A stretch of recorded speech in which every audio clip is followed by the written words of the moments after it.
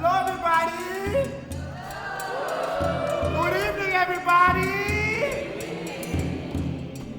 As Judy said, this is the Djembe Orchestra, as we like to call it, the Djembe Orchestra, the Orchestra of Malinke Conservatory of Bending Music. It's a lot. Right now, we're in the Ivory Coast, in Côte d'Ivoire.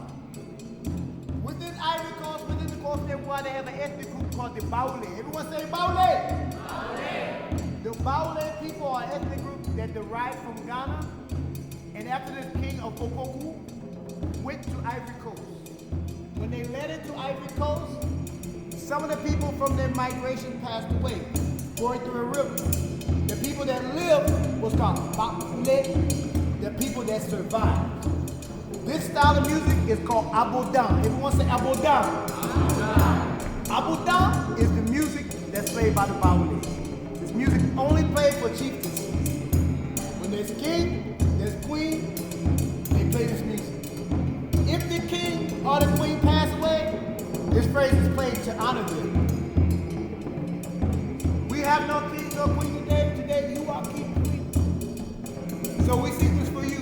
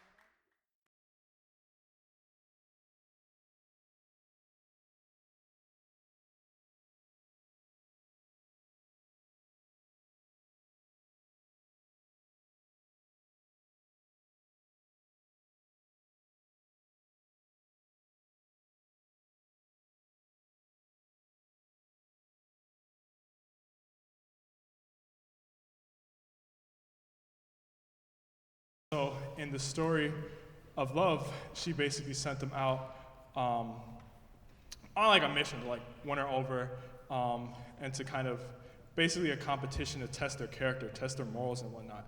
And so in the competition, the snake and the bird behind her back were both like engaging in like nefarious activities, to say the least, and like not of good character, not of good moral. So when you're, marrying somebody, you want that to be something, like good character, good moral. And so there's kind of about that, like the race to the mountaintop, and eventually the lady passes away. And so in the village, she was a dancer as well. So in the village, that's where Zaouly comes into motion. There's someone in the village who's dancing exactly like her at the village after she passed away, and they're in a mask. And so the person in the mask after she had passed away was her brother. And so that's kind of basic of the story of Zaouly and Flaouly. So that's the rhythm we just played. And also a little, Weedie doesn't know about this, we have a little special thing for him. It was his birthday yesterday. So happy birthday, Weedie.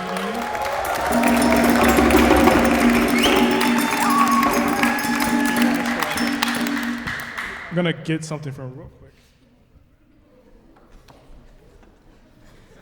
Now this wasn't part of no show. This is part of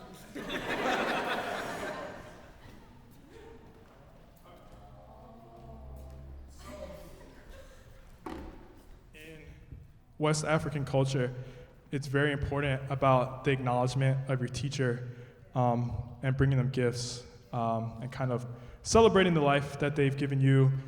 Each of us here, our lives have been changed by Weedie in so many different ways. So got a little something for Weedie, some shea butter,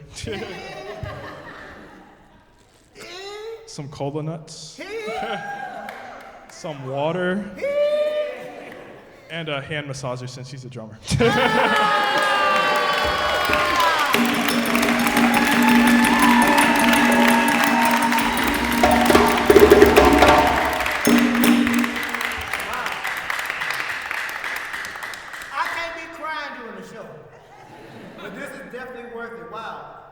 What's amazing is that, no, I don't need it, I'm loud. What's truly amazing is that these students really listen to what was told to them about tradition. Anytime you present this to your teacher, it's beyond just saying, here, take this. This is saying that I'm willing to go on the task and on the path of being a Djembe and studying with you. This is not little. This is worth billions in Mandinga and Malinke culture. So for Martin today to give me this and for Trudy to give me this today, is saying that this oath, we signed the contract for you to be our teacher, our master. So we don't take this lightly. So my job is to give them all I have and more. As long as I have earned my breath and the heart beating. That's my job and that's part of the tradition. And to bring this tradition here is important. To bring this tradition and have people like myself, to have Professor Campbell, it's a part of the tradition that should never die and should maintain here. It should never die and maintain. So I thank you all for this.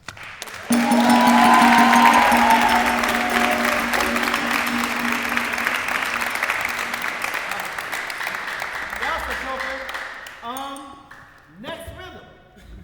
All right. That was, wow. Okay. Who's talking about Kawa? All right, you got it? Come on. Let's bring on down, Kawa. Wow.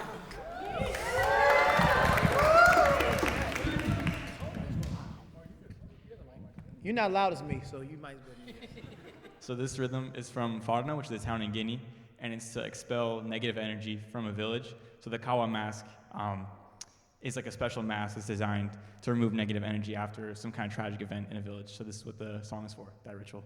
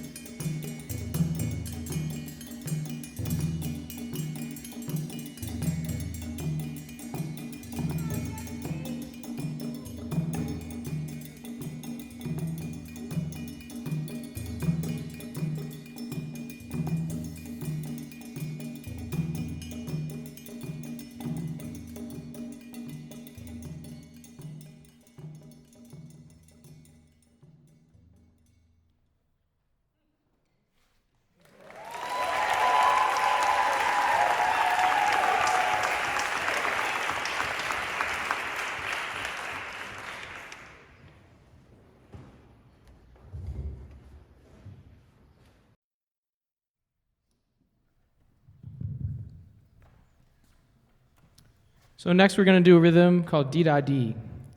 It's from the Buguni circle of Mali's Sissoko region.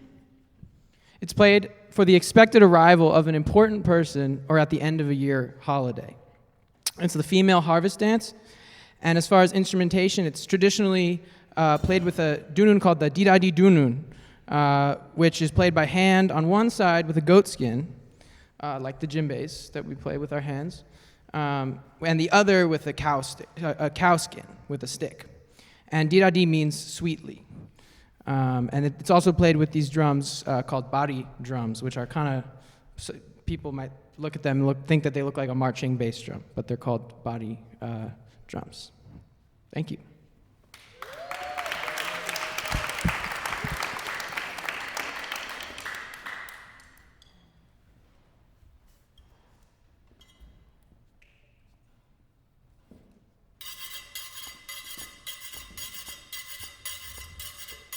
Now, see, the beautiful thing about this, you can sit there and clap. See, you don't have to worry about just sitting there like this.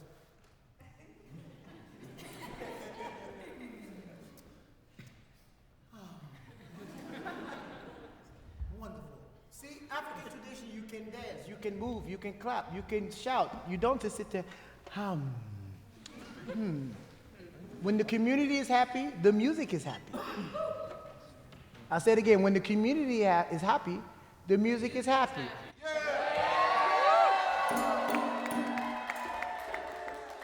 So I said, when the community is happy, what's happy? La wilile intele, la wilile, bari malale uye, makusa balale kamale misigitoni iye fere la iye. La wilile intele, la wilile.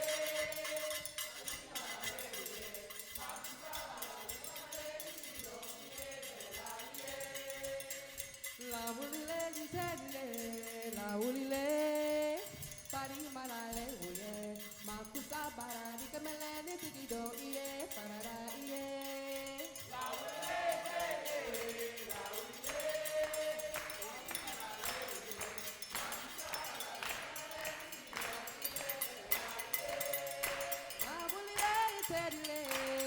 wulile, pari malale uye, makusa baradi kamele tigido iye, la wulile jitele, la wulile,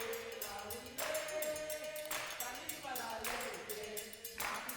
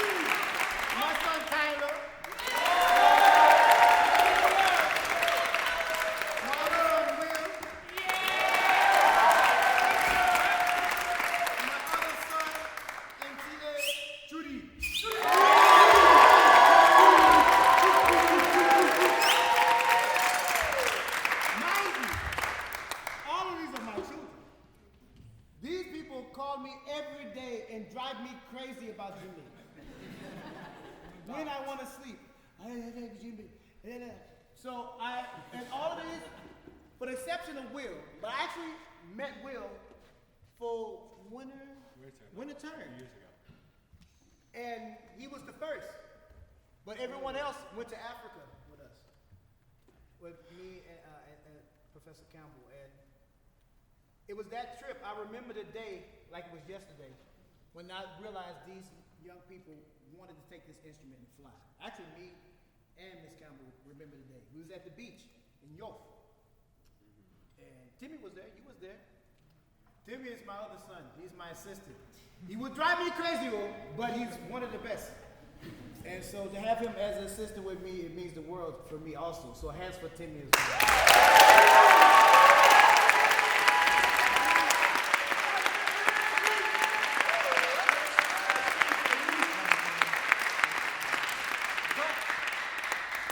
But on that trip, numerous things happened. One of the things that happened that was really a pivotal moment, two things, was when we was at Yof and we was playing one of the rhythms we did earlier called Konkoba. Everyone say Konkoba. Konkoba. Konkoba music and dance is a music for cultivation. And it also has it means big wilderness. Konko is wilderness, Ba means big. And Manding, Lincoln. But when you play that, that's one of my favorite rhythms too, by the way. I like playing it. I could play that for hours and hours. But it was that day while being in Africa, in Senegal, which was one of the countries that they heard of this music and they may play it, but it's not indigenous to the area. And we was doing the class, Professor Campbell and myself, and I remember these young people playing. And they wasn't playing it like, they was like, okay, this is really good. They understood the narrative. Matter of fact, one of your alumni is here as well. My young man right here, Kurton Harrison.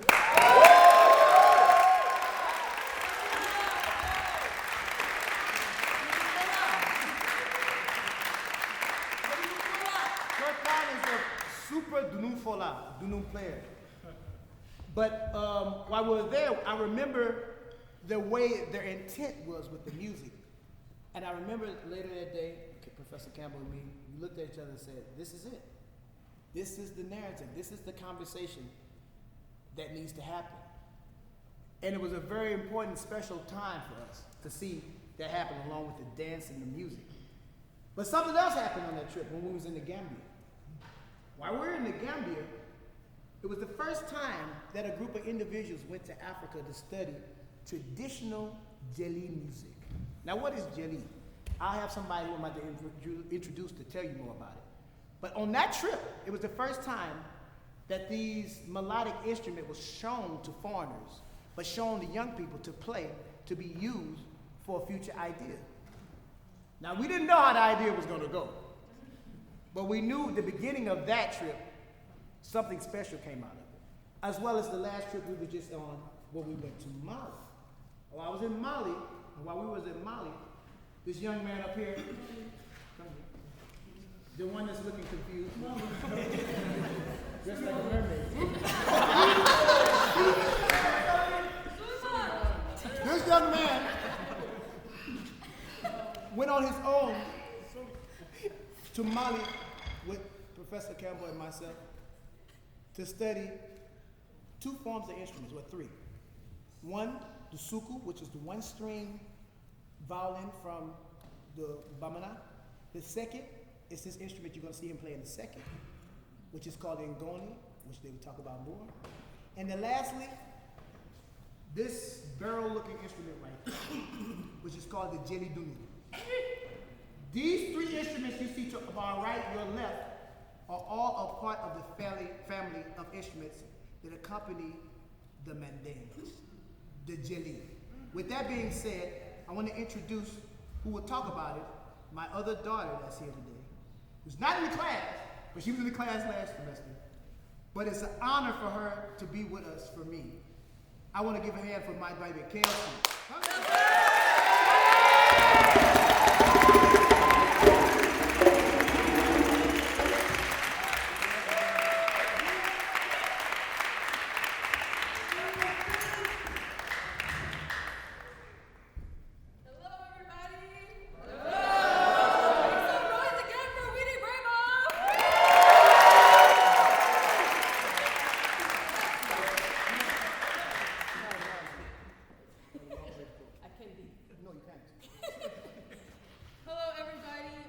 is Kelsey Bowden, and I'm so thankful and honored to be able to play with Weedie even though I'm not in the class. So him allowing me to participate is an honor and a joy. And so this next rhythm that we're going to be playing, I have a little bit more words than everybody else to say because, you know, it's special to me. But this next rhythm that we are going to be playing is called Sandia. Everybody say Sandia. Sandia. Okay, now Sandia is a very, very special rhythm and dance that is essential to the preservation of West African tradition and culture. Now, it originated in Mali and is a song and a rhythm that is sung by a specific class of people called the Jelly, or also known as the griot. Now, these are the storytellers who are the keepers of the oral tradition, and they preserve tradition and culture by song. Now, Sandia is a rhythm that represents the Jelly and the griots as the storytellers of society, and they not only play for the community, but they also play before the kings. Now, we're gonna take this to the next level today because, as Weedie said, we have something very special for you. We have my instrument called the balafon. Say the balafon. And we have the ngoni. Say ngoni. Now, these instruments are instruments of the Jelly, and the balafon is considered a sacred instrument that the Jelly are responsible for safeguarding. Now, that instrument right there is the ancestor of the modern xylophone, the marimba, the vibraphone, the glockenspiel, all of those hand percussion instruments. It originated in West Africa. Now, I'm going to tell you, yes. There we go. Now, I cannot speak as much as my friend Solomon can on the ngoni, but I'll tell you just a little bit about the balafon. The keys are made out of rosewood, and the gourds, which are like pipes or the resonators, are made out of calabash fruit or gourd fruit. Now, today we are playing this song with handcrafted instruments that came straight from West Africa because we had the beautiful opportunity to travel with Miss Talise and Weedie to go get them, and they made them for us, which is an opportunity that you will probably never, ever be able to see in any other institution or class. So we're so thankful for our teachers, and so we present to you Sandia.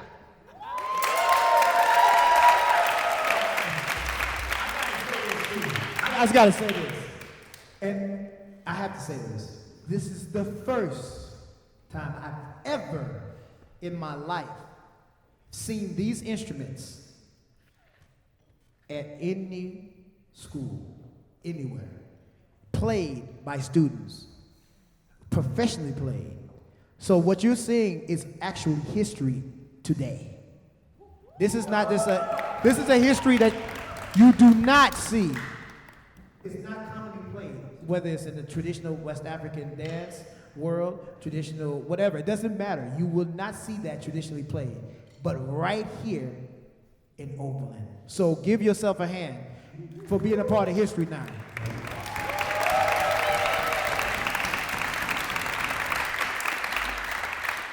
Our last number, well actually, I'll finish, but this is technically our last number.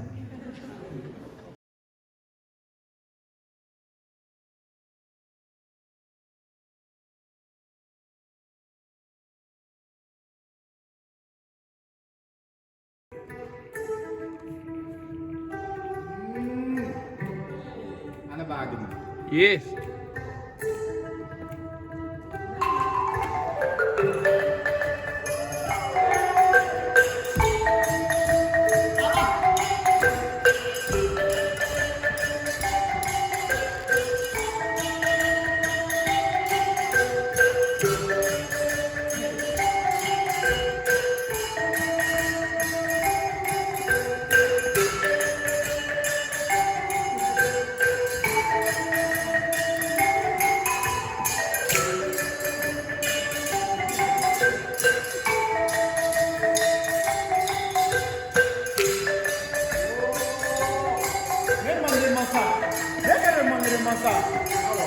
Ah.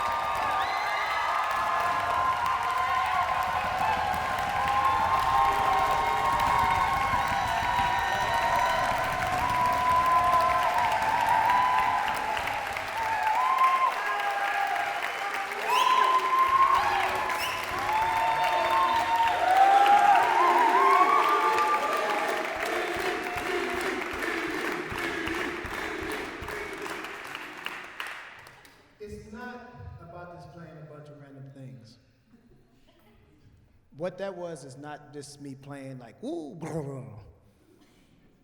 This is what prayer is. The drum, the instrument, very spiritual instrument. Sometimes, well, we're not supposed to talk about spirituality. You can never take spirit away from its music, or its people, or its tradition. And how do we maintain spirit? Community. How do we maintain community? Preservation. How do we maintain preservation? Maintaining. How do you maintain? You fight for preservation.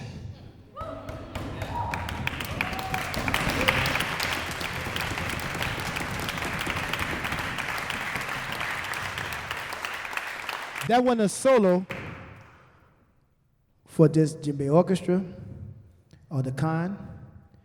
That was a solo for preservation. That was a prayer for maintaining preservation. That was a prayer to maintain the blessing and respect for African drum and dance everywhere, especially right here at Oberlin.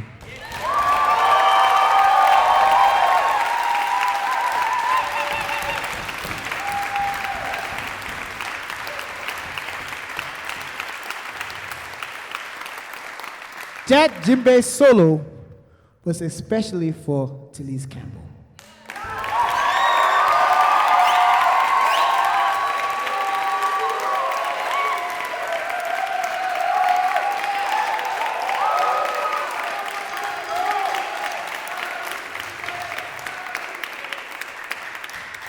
Whatever you believe in, maintain you believe in the village of preservation, because that's all this culture has.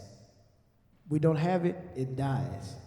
But always know the name lives on, so nothing dies, it maintains. This Djembe orchestra, this African dance, this community, this village will forever stay strong.